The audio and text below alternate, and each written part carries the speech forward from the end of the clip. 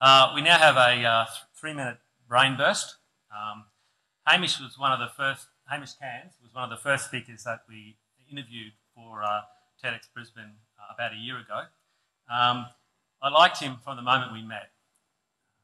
He's a self-taught photographer and he self-funds projects all around the world. He's only got 3 minutes to win you over, but I'm sure that when you meet him, you'll also like him. Please welcome to the stage, Hamish Cairns.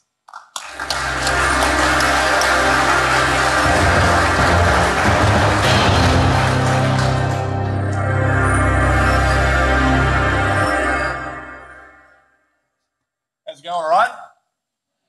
3 minutes ready to roll. My name's Hamish Cairns. I'm a photographer, not much of a public speaker, so bear with me and I'll try and hammer through this in the 3 minutes that we've got. Before I get stuck into it, I just want to casually apologise for my scruffy appearance.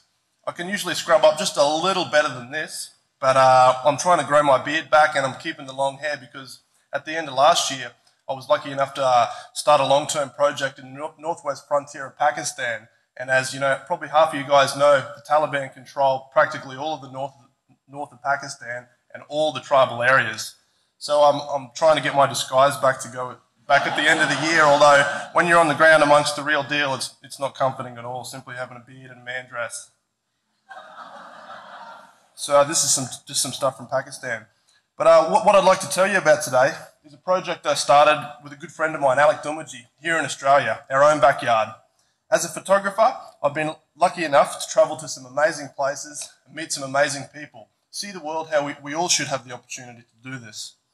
But rarely have I travelled, if ever, in my own country and was often embarrassed about this.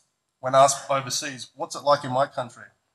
When I told my friend Alec this, he simply laughed, and within the week, we were on the way to his homeland, a remote Aboriginal community in the heart of the Gulf of Carpentaria. One thing I'm addicted to as a photographer is the constant buzz you get working in a foreign land with foreign people. Absolutely fantastic. Rarely, if ever, do I get this buzz working in Brisbane. When I arrived in Dumaji, I had the buzz straight away. I was pumped. Here was a fascinating culture, beautiful people, ancient people, but living in third world conditions, right on our doorstep. This wasn't Africa or Pakistan or India. This was my country. This was their country, and this is your country. One thing that surprised me most is that the kids and most of the adults had never seen digital cameras. I could believe this in India and Africa, but not in Australia. This was 2008, and we were only 2 hours plane ride from Mount Isa.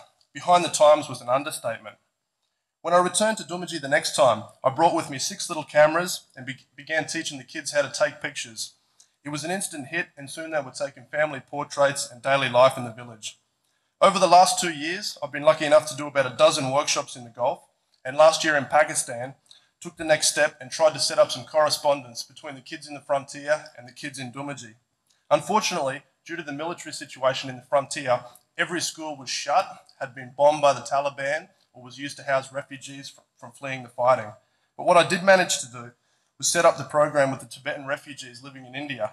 I did a 2-week workshop with the kids and a small exhibition, and now every few months, the kids in Dumaji can send pictures and email stories to their friends in India, the Tibetan refugees. This program wasn't hard to set up and it wasn't expensive, but for me it was definitely the right thing to do in giving back and creating opportunities for the kids to connect with other cultures. I really enjoy having friends from other countries and other cultures, and I can see the kids do too.